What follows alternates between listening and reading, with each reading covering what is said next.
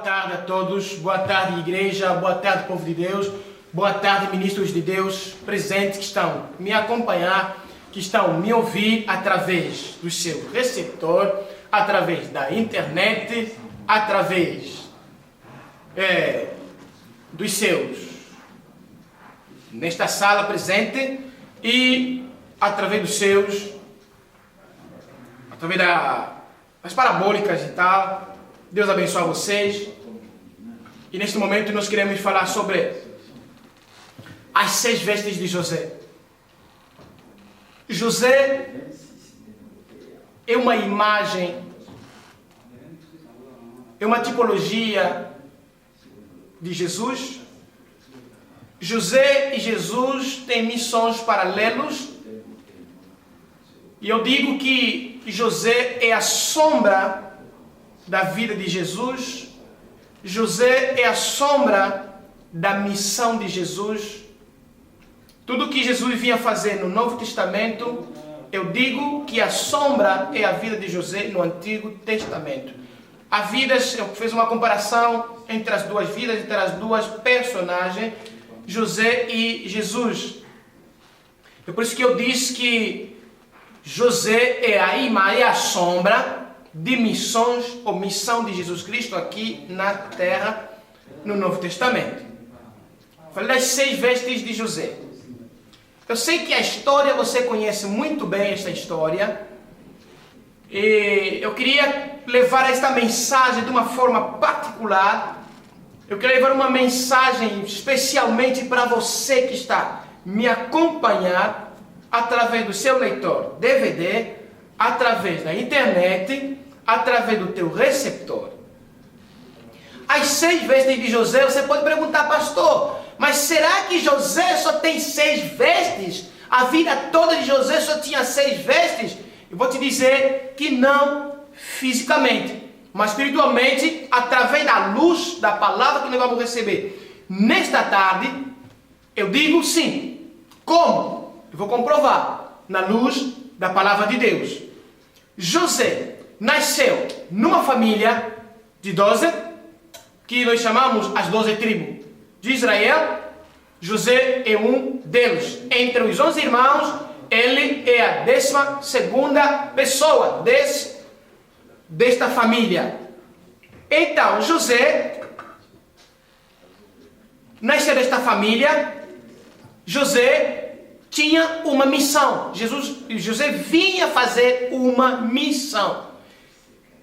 José tem uma razão de ser. Deus tinha um plano para José. Ele não vinha aqui em vão, mas ele viveu para cumprir o plano de Deus, para cumprir uma missão específica que Deus lhe deu para fazer aqui na terra, na época passada. Eu digo que José e Jesus Cristo, já falei que tem missões paralelas. De 2 nomes semelhantes, José e Jesus, e de igual modo Josué e Jessé e Isaías. A missão, os nomes, a tradução dos nomes são iguais, de Salvador. E primeira veste de José que nós queremos aprender aqui, nós podemos encontrar no livro de Gênesis, capítulo 37, verso 3 e 4. Gênesis 37, 3 até 4. Primeira veste é veste de afecção.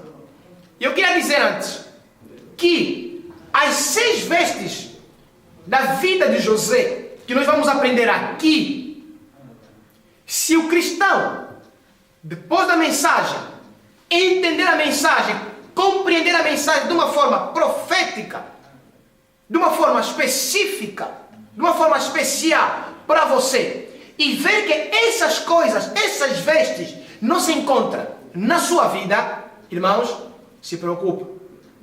Peça a Deus para que volte nesse processo, porque sem esses passos fica complicado. Primeira veste é veste de afecção.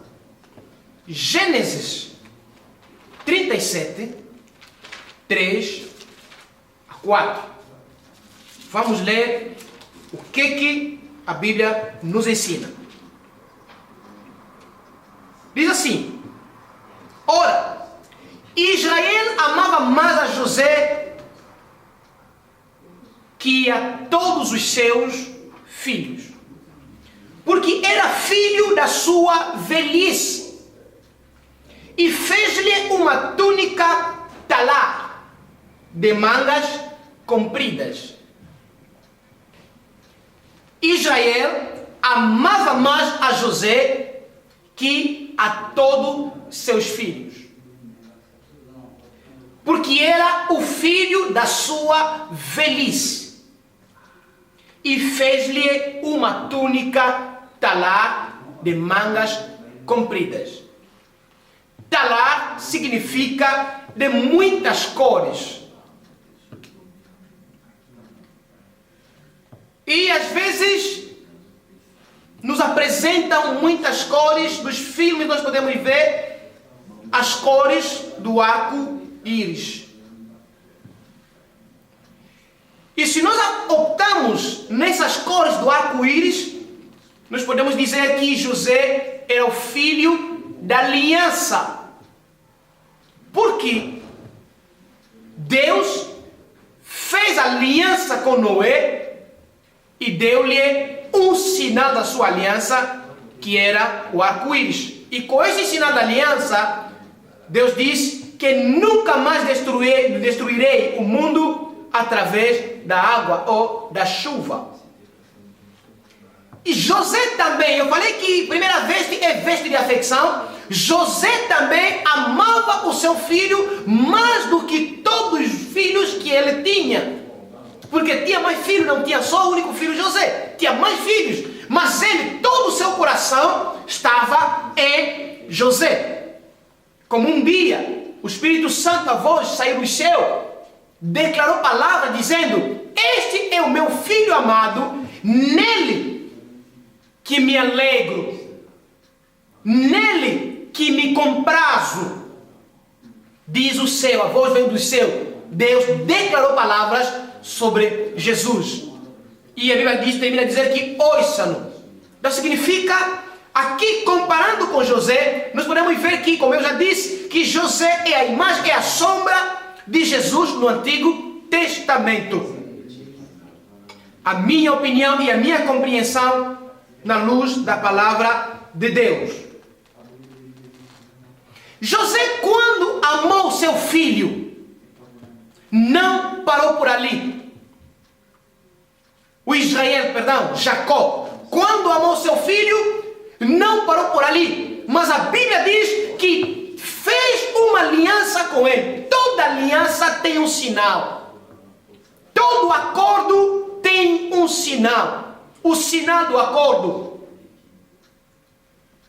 Quando Eliezer foi procurar mulher para filho do seu mestre Isaac, fez um sinal de aliança, de um colar com a Rebeca.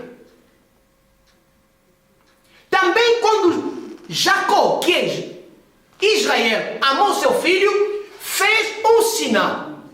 Não só amou, não só falou de amor, mas ele demonstrou amor. O amor não fala-se, o amor não canta-se, mas o amor demonstra-se. Devemos viver o amor, devemos mostrar o amor. O amor é visto através das obras, através dos sinais de amor. De igual modo também Deus, no livro de João capítulo 3, verso 16, a Bíblia diz que Deus amou o mundo de tal maneira, de uma maneira muito grande, que imensurável, que não podemos medir a grandeza de que Deus amou o mundo. Não podemos pesar, não podemos comparar. E a Bíblia continua a dizer: deu o seu Filho unigênito. Então significa, o amor é a compaixão acompanhado com adoração, com gestos, com sinais de dar. Abraão, quando amava Deus muito, não só falava que amava Deus, mas também deu o que era de mais precioso para ele, deu Isaac, único filho. Deus nos amou, deu único filho, Jesus Cristo. Israel, Jacó, amava seu filho José, deu a túnica, uma veste de muitas cores, como sinal do seu amor. E eu digo aqui que primeiro manto, primeira veste de José, eu digo que é Jesus Cristo. Na vida do cristão, todo aquele que quer começar uma vida séria, quer fazer um compromisso sério com Deus, deve passar por este caminho. O caminho é este: Jesus Cristo. Ter Cristo Jesus, Senhor e Salvador da sua vida. É o único caminho, caminho obrigatório. É uma condição sine qua non. Significa que sem Jesus, na minha, ou na nossa, ou na sua vida, nada, nada, nada. Jesus é a condição sine qua non da salvação. Para agradar a Deus, deve passar por Jesus Cristo. Ter Jesus Cristo, o Filho que agrada o coração de Deus, do seu Pai. Jesus, tendo Ele, também agradarás o coração de Deus Pai que está no céu. Jesus é o manto de afeição de Deus. No livro de Mateus, de capítulo 3, de número 17, a Bíblia diz uma coisa muitíssimo importante que rapidamente podemos dar uma olhada. Diz assim a palavra de Deus, no Mateus capítulo 3, verso 17. Diz assim: E eis uma voz dos céus, que dizia: Este é meu filho amado, em quem me comprazo.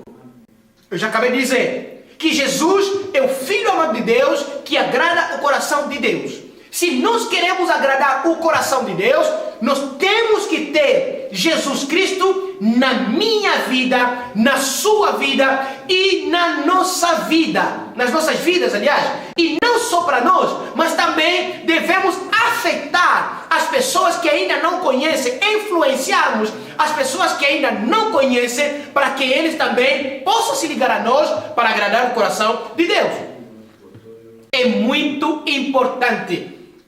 Jesus, Filho amado de Deus, que agrada o coração de Deus. José, filho amado do Pai, mais do que todos. Nós também, se queremos agradar o coração do Pai, temos que ter Jesus Cristo, o Filho que agrada o coração do Pai. Assim também nós agradaremos o coração de Deus. E ali no livro de Romanos, capítulo 13, verso 14, a Bíblia nos diz que devemos nos revestir de Jesus. Temos que nos revestir de Jesus Cristo como um manto de afeição de Deus. É importante. É para o nosso bem. Deus deixou para nós o livre-arbítrio, para nós escolhermos. Ele não nos obriga, mas nos convém.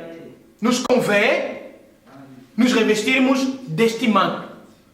Pois, quando agradarmos o coração de Deus, quando termos Jesus Cristo em nós, é um caminho aberto para a sua, para a minha, para a nossa salvação. Segundo manto, porque temos 6. Segundo manto, ou segunda veste. Veste de escravo. É uma história que você conhece muito bem. Talvez mais do que eu. Mas eu queria tocar simplesmente nos pontos que nos é importante. E quando chegar em sua casa, Você pode alargar a sua meditação. Você pode ler a história completa da vida do José. Segundo veste é veste de escravo. Manto de escravo. Para todo aquele que conhece a história, principalmente da exportação, ou importação, aliás, dos escravos de África para a América, Brasil, Portugal e em outros países de África, quando houve o tráfico de escravos, na história nos ensinam da vida do escravo, de como que o escravo se comportava, de como que o escravo vivia, nós sabemos muito bem. Uma das primeiras coisas, que o escravo era acorrentado, não era livre, que o escravo não fazia o que ele quer, não vivia a vida que ele merecia, que ele queria viver, mas ele vivia uma vida obrigatória, uma vida que lhe obrigava a viver desse jeito, sem roupa, amarrada, acorrentada. E também, né, quando antigamente éramos no mundo do diabo, no reino do diabo, nós éramos acorrentados pelo pecado. Nós não fazíamos o que nós queremos fazer, mas fazíamos o que o diabo nos obrigava a fazer. Quando nós éramos escravos de pecado, quando nós estávamos no mundo, nós não poderíamos viver uma vida livre. Nós não poderíamos viver os nossos direitos, mas nós vivíamos as obrigações. Nos obrigavam a fazer o que o chefe daquele reino queria. O apóstolo Paulo diz: o bem que eu quero fazer não consigo fazer, mas o mal que eu não quero fazer, isso que eu faço. É isso. O escravo não tem direito, mas só tem dever para cumprir. Quem manda, manda. Quem não manda, cumpre. Também aconteceu na vida de José. De muitas coisas, tudo a partir dos sonhos. Por isso, cada um na vida deve ter um sonho. Todo cristão que está presente deve ter um sonho, deve ter um projeto, deve planificar coisas. Mas uma coisa que eu queria te alertar, que os seus projetos, os seus sonhos não devem contar nas pessoas. Os teus sonhos é a sua personalidade. Os teus sonhos é a sua vida. Os seus projetos é para ti e para mais ninguém. Porque algumas pessoas que você vai contar o seu sonho não estarão de acordo com você. Não vão querer a sua elevação. Não vão querer o seu sucesso. Não vão querer ver a sua bênção. Vão combater. Vão querer frustrar os sonhos. Vão querer frustrar os seus projetos. Há algumas pessoas que você deve contar os seus sonhos, seus projetos, é só a Deus e ao teu responsável espiritual, ao teu pastor. Ele merece. Você deve contar os seus sonhos, porque eles te ajudarão para a sua realização. Tudo partiu nos sonhos. José teve muitos sonhos, que era para o futuro da nação israelita. Mas cada vez que ele contava este sonho a seu pai ou a sua mãe, havia uma oposição muito tremenda. Uma oposição muito forte. Os sonhos, você sabe muito bem, se aprofunde mais. Vai meditando, você vai entender o que aconteceu nesses sonhos. Mas eu te digo que através do sonho, onde vem essas coisas, onde vem essa frustração, onde vem essa confusão, onde vem essas guerras, essas batalhas. No livro de Gênesis 37, 27, vamos ouvir o que aconteceu nos sonhos de José. Eu falei veste de escravo. Gênesis 37, 27 a 28. Diz assim: vinde, vendamo-lo aos ismaelitas, não ponhamos sobre ele a mão, pois é nosso irmão e nossa carne. Seus irmãos concordaram. E, passando os mercadores medianitas, os irmãos de José o alcançaram e o tiraram da cisterna e o venderam por 20 ciclos de prata aos ismaelitas. Levaram José ao Egito. Irmãos, uma vez que os irmãos de José foram apacentar as ovelhas de Jacó, ficaram lá para muito tempo. E o coração paterno de Jacó fez com que o pai mandasse José ao encontro de seus irmãos e para os abastecer, para os alimentar. José levou consigo alimentação, levou consigo presuntos, posso dizer, levou consigo comida para abastecer aos seus irmãos. Ao chegar de longe poderiam ouvir José e chamaram-se entre eles: vinde e vede, o sonhador está a chegar.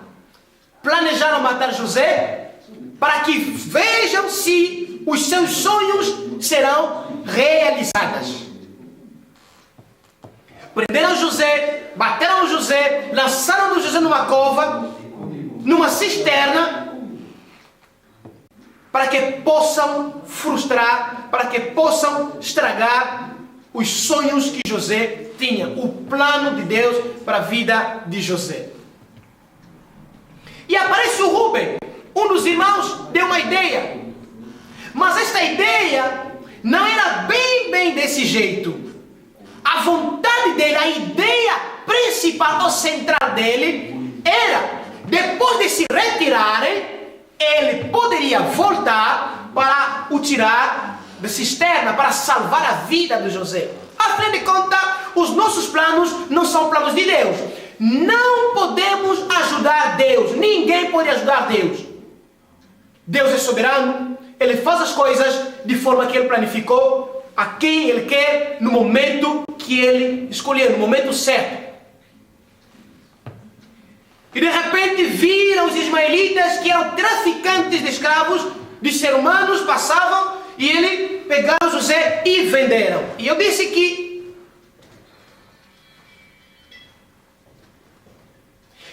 que José é a imagem de Jesus. Jesus foi vendido por um dos seus irmãos, um dos seus familiares. Também José foi vendido pelos seus irmãos. Essa comparação que eu estou a fazer. Então, venderam-no, levaram-no até no Egito.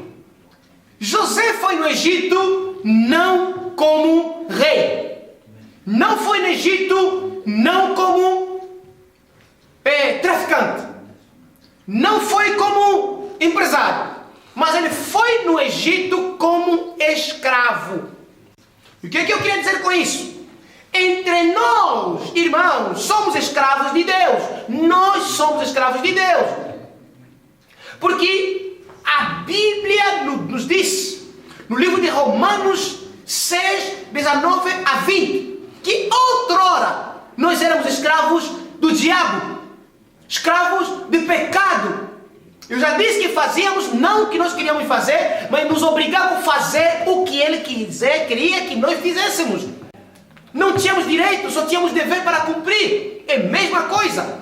E nós também temos que ser sensíveis na vontade de Deus. Nos deixar como barro nas mãos de oleiro. Deixar Deus fazer de nós o que Ele quer que nós sejamos. Deixa que Ele nos prepara. Seja sensível na voz de Deus. Deixa que a palavra do Senhor te guie. Deixa que a palavra do Senhor te leve para onde o Senhor quer que tu vás. Se o Senhor quer que tu deixe a Alemanha, deixa a Europa, que vais na Índia, vai em Varanasi, deixa. Se Deus quer que você saia daqui, vai em Angola, lá no povo Mucubá, deixa, vai para lá. Seja sensível na voz de Deus. Faz a vontade de Deus. Esteja no local, no lugar, na hora que Deus quer que tu esteja lá. Ser sensível. Somos escravos de Deus. Glória a Deus. Somos escravos de Deus, irmãos, que está me acompanhando. Eu os repito, seja sensível na voz de Deus. Seja flexível na vontade de Deus. Porque a Bíblia diz, somos como barro nas mãos de oleiro. O oleiro pode fazer um vaso de uma outra forma, de repente ele quebra, faz com o mesmo barro de uma outra forma. O barro nunca vai reclamar. Nunca, nunca. Nunca. Então, é muito importante deixarmos que Deus faça de nós o que Ele quiser. Terceiro veste é veste doméstico.